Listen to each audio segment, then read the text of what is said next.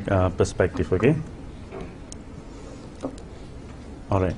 See, the title given to us today is, will the world economy take its greatest plunge in this year, right? My answer is Wallahu alam. Allah knows best what will happen next year. But there's always a cause-effect relationship between things, right? So the sabab wa musabab, so I'll take you through from an economic perspective what I perceive will be in next year, right? All right. So you see this debt problem in the US, I mean throughout the world. The largest, these are all in euros. See, the US debt is 10 billion euros. And you see Japan is 9 billion euros. Germany, which is in euro, 2 billion euros. And you see the debt until all of them. You look at US, Japan and Germany. These are the most industrialized nations in the world right now. America, Japan and Germany in Europe. Now why the highly industrialized nations are facing such a debt problem? That is the question. You see, if you notice in a world where people are able to produce a lot, like these people, if you produce a lot, you are intelligent, you should be the creditor in the system, not the debtor, right? So why are you the debtor in the nation, the largest? It's because of the way the monetary system is structured. What is the problem with the monetary system is that today we have basically, it's not working. Basically we have debt, what do you call that, fiat monetary system. Interest-based fiat monetary system. That means you all know it's paper currency which is simply created out of nothing, right? All those things. So you see the one I showed you is actually, it is the government debt. But what matters in macroeconomics is actually the entire debt. The government debt plus the individual debt plus the business debt. We need to see what is the total debt of the system, right? So when you see the total debt, if you see like for countries, those in red color, you see Japan is red, Britain is red, and France and most of the countries in Europe, you see they are dark orange, isn't it? These countries have received over 400 of the GDP. GDP is what the country can produce totally in the one whole year. What is in total they can produce. So you have these countries 400 times. That means 4 times. The debt is 4 times what the country can produce. Look at Japan. Japan is the highest in the world, the total debt. So the total debt of Japan is 4 times it can produce as a whole nation. You see that? And you know that it carries compounded interest. So when debt carries compounded interest, it is an exponential function. So therefore the number grows exponentially day by day. So what happens when you have a system like this, the real economy, the economy that produces real things, it cannot match the rise of the debt. You follow, So the monetary system will not be able, the real sector will not be able to catch up with the monetary sector. That is the whole, what is happening in the global economy right now. All right. Now you see this is the gold price. This is the gold price from the day we started talking about it. Upon Nick Mahani is behind. She was with us from the time we were doing this. So you see, when we started to talk about the gold price at that time, it was only about 160 something per ounce. Now you know it is almost 1,700 plus already, right? So you see the gold price, it has gone to, do you see the exponential growth? Now the important thing is this, a lot of studies have shown that the gold, when you price relative to real things, the things that we produce, it is a constant. It is a constant. So if you see an exponential growth like this, what is it telling you? It is basically telling us that the dollar and the global economy is collapsing exponentially. That is the story gold is telling us, okay? The dollar and the global economy is collapsing exponentially. It is not the price of the gold is telling. It's telling the story of the dollar, okay? All right. So you notice. Look at this. So therefore, when an economy is unable to pay the debt, you see 400% Japan, right? Is stuck. America stuck, Japan, Europe also stuck, right? We call that in economics liquidity trap. The markets are all in liquidity trap. So when you have a liquidity trap, the way to solve this is through debt relief. You have to write off the debt. You have to lupuskan all the hutang lah, huh? You have to write off the debt, at least the interest portion. The interest portion you got to write off. And you require people to pay only the principal portion. Now that is necessary if you want to jumpstart the economy again. Now, I will come back to that. So when you don't do that, when people, when people and businesses default, then there will be a collapse of the monetary system. That's what we call the meltdown.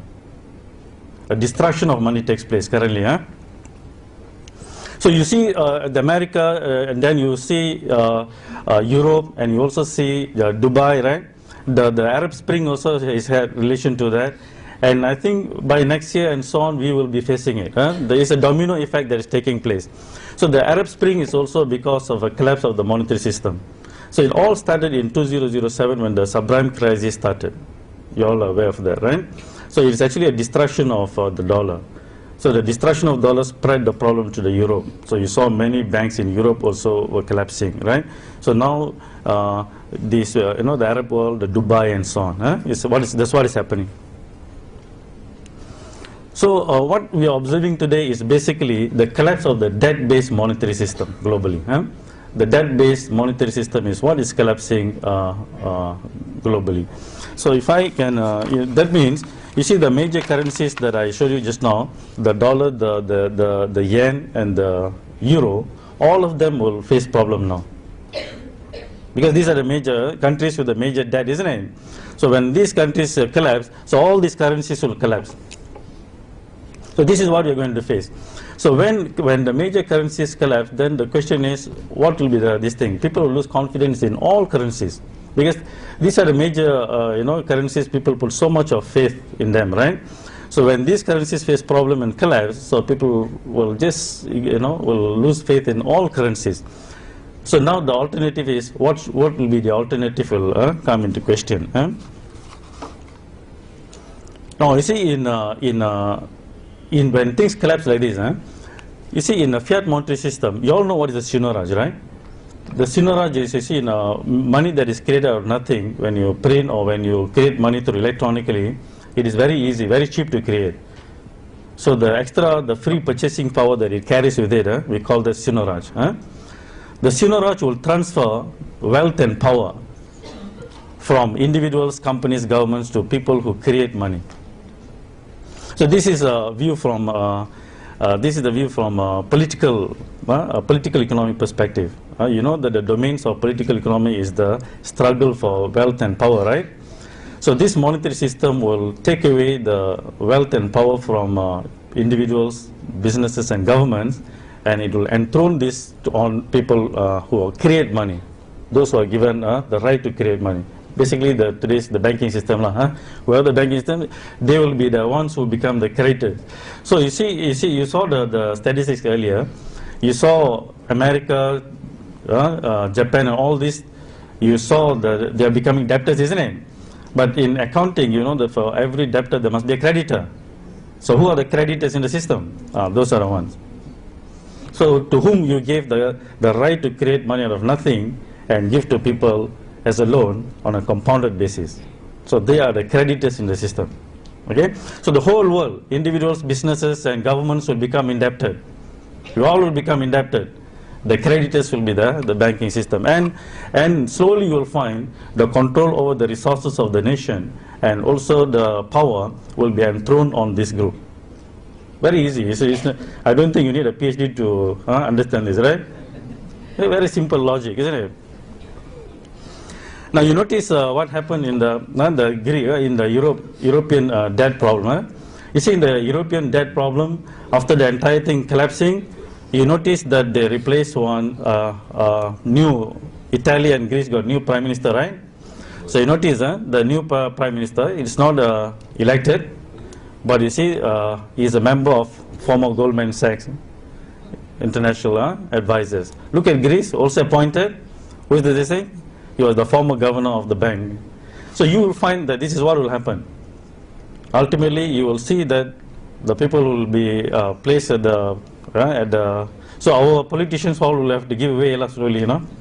So the other politicians will come, and then they will put an austerity plan on you. You have to, you know, you have to work and work and work. You become slaves, and they'll put high taxations, and you will become austerity plan and so on. Basically, you will do a life of slaves. That's what will happen in this monetary system. Go ahead on the next. So you see, to solve the European problem, you see, German Chancellor Angela is calling for fiscal union. You see, the euro is a monetary union. Then you see, with the monetary union alone, you cannot go on. You see a lot of problems, isn't it? It's also because of the Sinoraj. So you need a fiscal union. That means the governments, when they want to do the budgeting, they got to be united. That's what I mean by fiscal union. So when you have a fiscal union like that and a monetary union, basically you become a one country, one nation. You see that? So the local politicians will lose power after that. You'll become, you just follow whatever orders being given to you. You get it, huh? So this is what it is. So it's going for fiscal union, and I say this is the path to the one world government. You notice in the Arab world, what is happening? It is one by one, the leaders' collapse is creating a vacuum in leadership. Isn't it? Right? So it creates vacuum in leadership, and here you will see that the formation of a kind of one world government. So you need to see the monetary system with global politics, then you see what is happening, okay? So if you ask me what needs to be done for this thing, I've got a number of things. I put the most important ones. The first thing is you got to give the system a write-off, at least the interest portion. That's what the Quran says in the Quran says. For that, you need to write off all the riba and the interest portions. You are entitled to your principal, right? But unfortunately, in the today's system, the principal is also created out of nothing, right now. So that's the reason why I put number one, you nationalize the banks. So you nationalize banks like China, India, and many other countries like Brazil and so on. So when you pay back the principal, you pay back to the nationalized bank. So that means the bank that belongs to the government, because the government represents the people. But today's banks are all private. We have given them the right to create money, and then they're just privately creating the money and giving it to you as loan on a compounded basis. You see? The next is, of course, we have to eliminate riba after that. It is the entire cost of the whole thing is actually riba. You know, you can trace riba to almost everything, the crime levels, the climate change, you know, the fall in the moral of the people. You can trace it back to riba, you see. So you need to eliminate riba and institute real money system. So real money systems are systems that take real things as money. So that's why we are saying go back to gold, silver, and anything that's real. The hadith of the Prophet sallallahu alaihi wasallam, if you remember, gold for gold, silver for silver, wheat for wheat, barley for barley, salt for salt, right? So all these are commodities that can play the role of money as a measure of value. This is what is missing in the global monetary system. Measure of value. We have kilograms to measure our weight, right? We have length meters to measure our length, isn't it? Or distance. But in international trade, we exchange values. In trade, business, we exchange values, right? But we do not have a measure of value in present system since 1971, when the Bretton Woods collapsed. So this is the missing thing, the measure of value. So you can only measure value with real things, things that have the characteristics of money. So that is the reason why we have to go back to gold, silver, and real things, and as a measure of value. And because the present system has created so much of imbalance, because if you give me the right, let's say this is economy, if you give me the right to create money, I can just create money and give you guys a loan at a compounded basis. Soon you'll find most of your wealth will accumulate with me. So if you want to solve the problem, I have to take, you have to take back some of this wealth and give it back to you. Otherwise you will not be able to start back the economic this thing again. You notice that? So when the system accumulates so much of wealth with me, I have got to give it back. So that's why redistribution of wealth is necessary. You see, the subprime crisis when it took place, more than 5 million homes were foreclosed.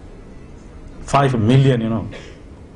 So if I'm a bank manager, I just have to go and choose which one I like. Right now. So the solution they are currently suggesting is euro bonds. You know what are euro bonds? It's more debt. The problem is debt, and then you create more debt. How to solve problem with a debt with another debt? You see, you need to understand problem solving in micro and macro. For example, let's say we are all economy. If I print $1 million and give it to one of you, you'll immediately become a millionaire, right? Correct or not? But if I create millions and give to each one of you, then it will be only inflation. You will not become rich. So you can solve one section of the economy, but you cannot solve the entire thing with a similar solution. So same as debt.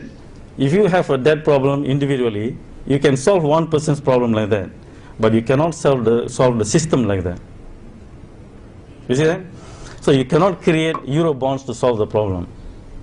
It will only worsen the problem. You are creating more money. You are creating more money to solve this thing. And since the real things will be same, right? The same real things, it will create hyperinflation. The system will create hyperinflation. That's why, can you go back? You see, that's why the problem will create a hyperinflation. So next year, you are going to find price of a lot of things going to just skyrocket. You see, not only the Europeans are thinking of euro bonds, the Americans are now talking about quantitative easing number 3, QE3. You know what is QE3? It is just printing more money. It sounds very sophisticated, isn't it? Quantitative easing sounds like quantum physics, right? But it's basically just like printing. It's printing more money. So all this will create global hyperinflation. So what is worrying is this, your price of your rice, price of your wheat, the staple food will skyrocket next year. The bread and everything, when they take this kind of solution. See? So countries that import food will be devastated. You see that? And it will bring the whole world economy into a serious recession when you go on this path like that. All they want to do is they just want to try to save the euro at all costs because they know it's unsustainable. So they're trying to create more money, and then when you create more money like this, it will just still again accumulate with the same small group of people. It's not going to be distributed widely with the entire system. It's going to accumulate with a small group. So it's going to create a serious unemployment and also a global economic depression, if you see from the way I see the direction it's going. And if you learn anything from our past history, mankind, whenever such things happen, they always try to solve the problem through wars. So when you cannot control people through economic, this thing like this, the seigniorage of the international currencies, which are losing, all of them, euro, the dollar, yen, all are going down. So what do? You go and take the people's real resources, take over the real resources. So that is the reason why you see the game in the Middle East. It is actually a war for oil. It's a control for oil.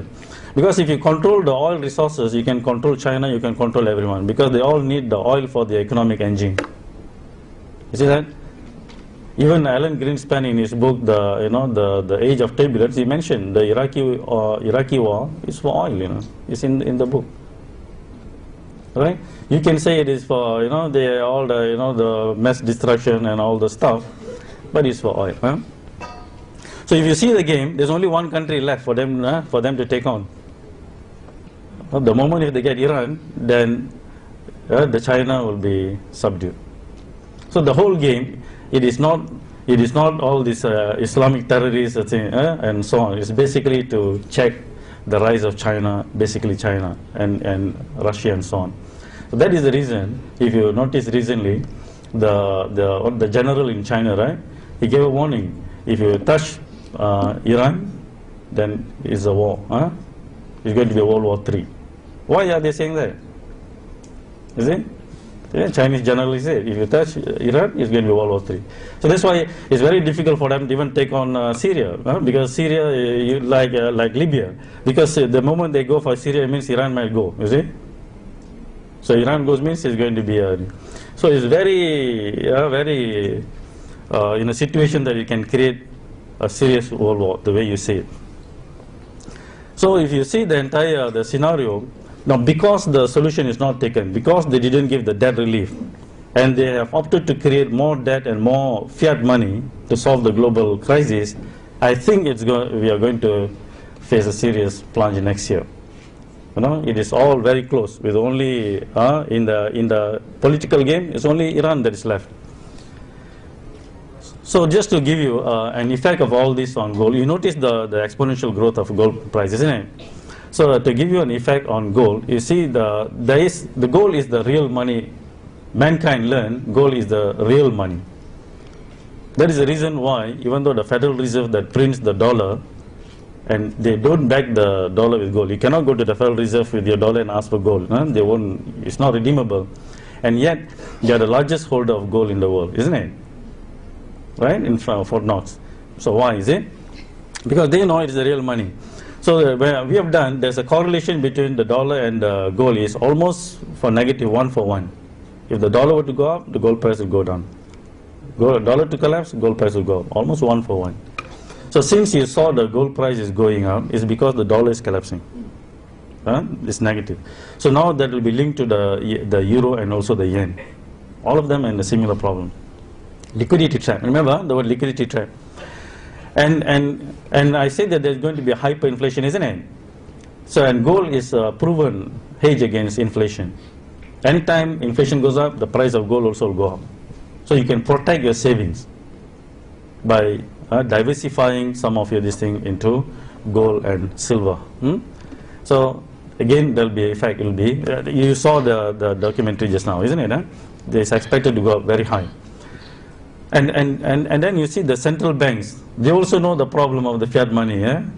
So they are also diversifying into gold. So most of the central banks are also buying a lot of gold now, stockpiling gold. Gold is the only commodity held by central banks as a reserve asset.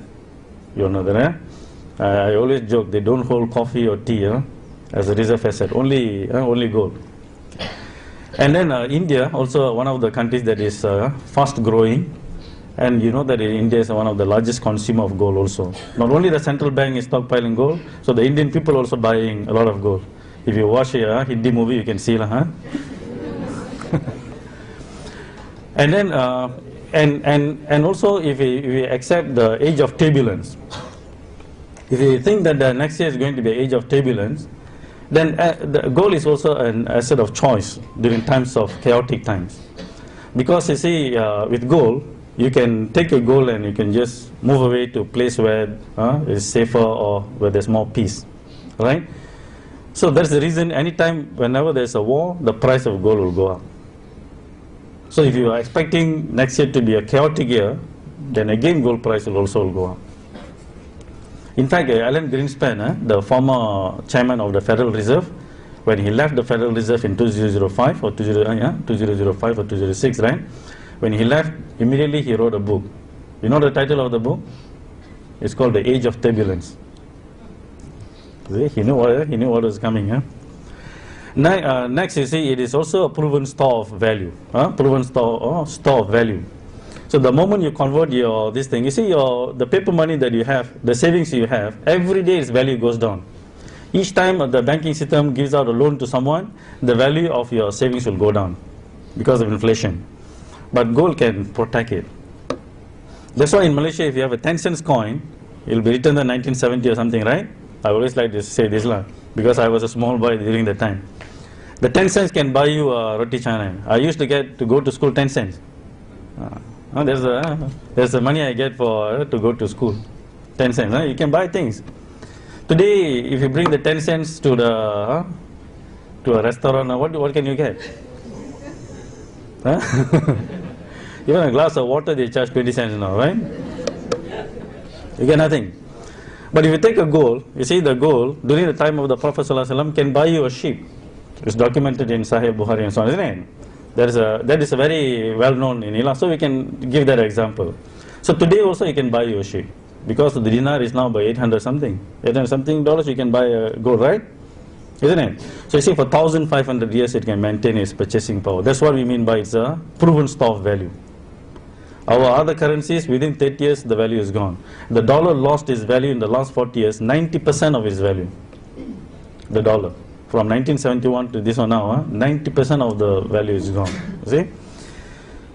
And that's the reason why a lot of people are talking about returning back to the gold standard, gold dinar and so on. Even not only us, even the Western. You know, the Nobel laureate said, this century is going to be the gold is going to return.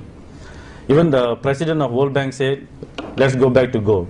So when everyone is talking about let's go back to gold, so again the value of gold will go up. So you can see, when I mention gold, it's also related to silver, okay? So these two metals, they always play the role of money together. Yeah? So you will notice that this will be the effect on the metals. So what about individuals? What can we do? The governments, I don't think they'll be able to take the actions that I mentioned to you. They're not going to come, some politician, okay, we are going to write off all your debt, It's not going to happen. Even though in history it happened, historically it has happened periodically, they will do that. But in the modern world, I don't think it is possible. So what you can do individually is that you'll have to, I think, put part of our savings, other than that we do for transactions, your savings, protect your savings by investing in precious metals. Or you can go to agri land, because this will become very precious very soon. You cannot invest in houses. The price of house all will come down. All financial markets will come down. All right, except commodity markets will rise, and land also. And protect also with complementary currencies. Complementary currencies are systems, monetary systems that will coexist with the national system, electronically or so, and by other means. And then you can use that to protect yourself. The moment you have a complementary system working parallel, you can protect. And in fact, in my opinion, the complementary currency systems are very important. You can go and Google it. There are many websites that will give you a lot of examples of complementary currencies. But we say the complementary currencies that we do should be based on gold as the measure of value. You remember what is missing in the present system? It is the measure of value. When I was going through this, studying this, I did not understand when we saw Imam Al-Ghazali mention that Allah subhanahu wa ta'ala created gold and silver as a measure of value. You use that to measure. And when I first read this, I was hoping why the Imam didn't say, that Allah subhanahu wa ta'ala created it as a medium of exchange. To use it as money, no. Is to play the role of as a measure of value. In fact, you'll come to understand that is what is missing. So that's why the success of when we all talk about the dinar system, the success of the dinar is not minting the dinar. It's not in minting the dinar or this thing. Yes, it is important, but the success in pricing things in gold and silver. You can mint the dinar, but the moment you don't price things gold and silver, it will not work. It will not work, okay? So therefore, what this thing is that, in 1990s we saw a collapse of socialism, 2007, and now you're actually observing the collapse of capitalism. So there's no more ism for them already. Right? So there's only one left. So inshallah, this century is, I think, inshallah, it will be a century for Islam to lead. But anytime, paradigms shift, the shift will be very volatile. So that's why whatever I say, it may assume, it may look like you're like the prophets of doom. Remember prophets of doom, all the stories of this thing? No. I think that this 10 years, this one decade will be very volatile. But what we are going to see is an age of bliss, inshallah. It's coming, okay? So if you have if you do the right thing, you will do something good for our next generation. The next generation, if you let the one world government to go take a step, they will become one central bank to create money for the entire world. That is the direction that the other side like to go. One central bank for the entire world, one world government. If you go to, if that is reached, what you will find is that the children will become basically slaves. But there will be peace. There will be peace because it will be a police state. There will be peace, but basically you'll be slaves, but you do not know you are a slave. You'll be just having your a simple little bit of income, but everything else will be controlled, and there will be a godless society basically. But if you reverse it the other side, if you're able to establish the real money and eliminate riba and so on, you will release them into an age of bliss, abundance and freedom and age of